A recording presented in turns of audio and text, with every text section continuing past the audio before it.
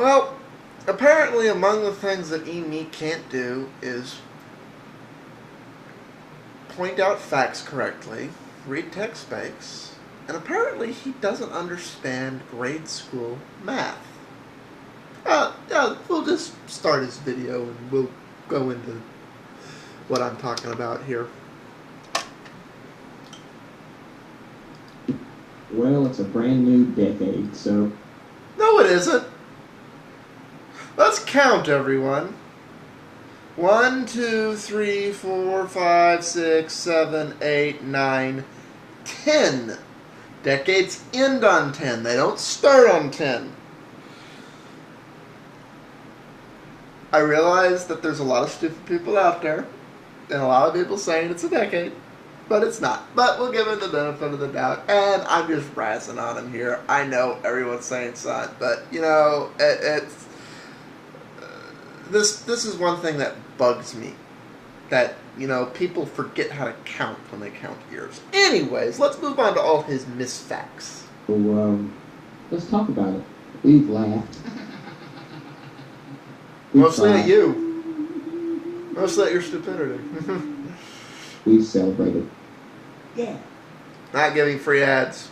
It's been a great decade. Let's talk about this past decade. The years 2000 through 2009, actually. What has Apple accomplished this decade? Well, let's see. The first thing that Apple accomplished this decade was bringing themselves back from the brink of bankruptcy.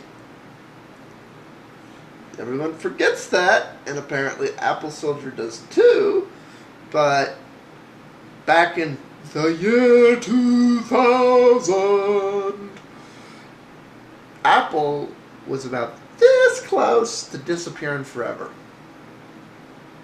And I marvel them and admire them for being able to come back from that.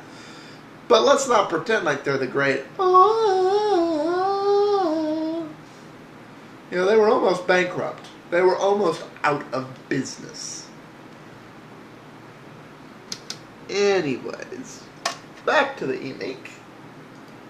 Wow. From the iPod, to the iTunes Store, to the iPhone, to 6 versions of OS X. Well, okay, let's just talk about that. Let's see, the first one he named was iTunes.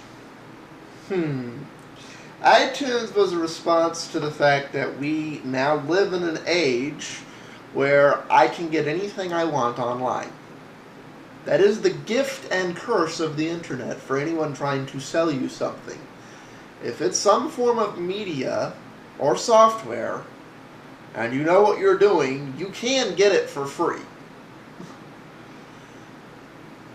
So they decided, well, we can't rape and pillage anymore. But you know, they weren't the first.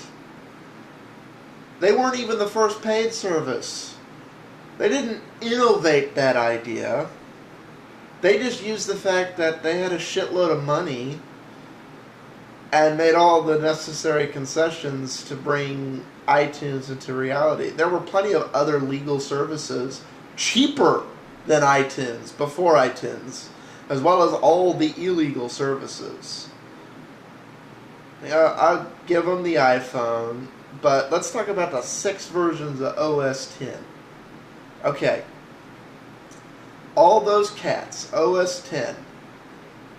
Let's say OS X, Panther, Tiger, Leopard, Snow Leopard. I'm leaving one out. Whatever. You know, they're the same OS.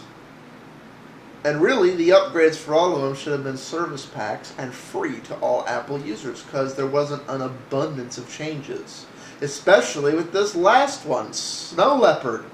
Snow Leopard is a Leopard service pack and a lot of updates that were purposely held back solely to justify selling you a new version of OS X.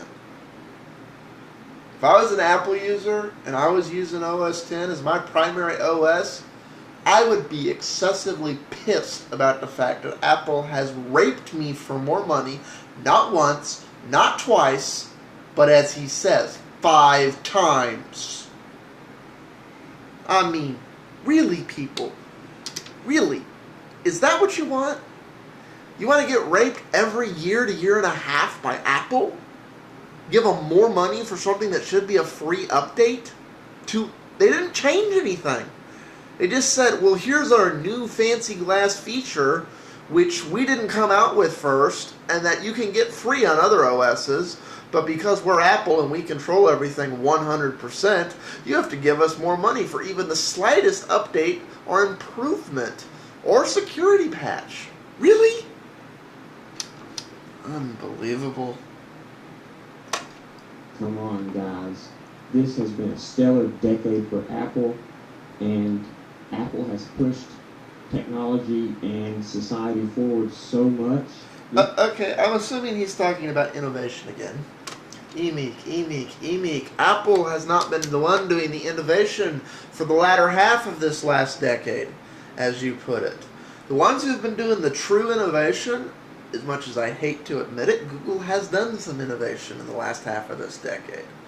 Unless you want to narrow to this insignificant, tiny segment.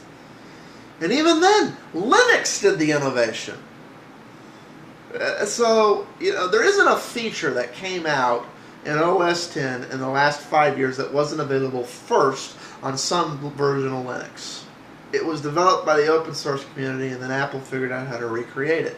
Apple was last to patch security bugs in the last 5 years. Microsoft's last to add OS improvements. Apple was second. And as far as true innovation, I'm sorry, the people pushing things forward are in no way, shape, or form associated with Apple. I'll get into that in some future videos. But what I would consider the two greatest innovations in technology in the last decade is a change in, as far as this tiny niche that Apple's in, would be the change in video compression technology that I'm going to talk about in another video, and the change in ability for humans to interact with technology, neither of which were done by Apple, one of which was done by somebody who left Apple because they couldn't convince Apple that they needed to innovate. So,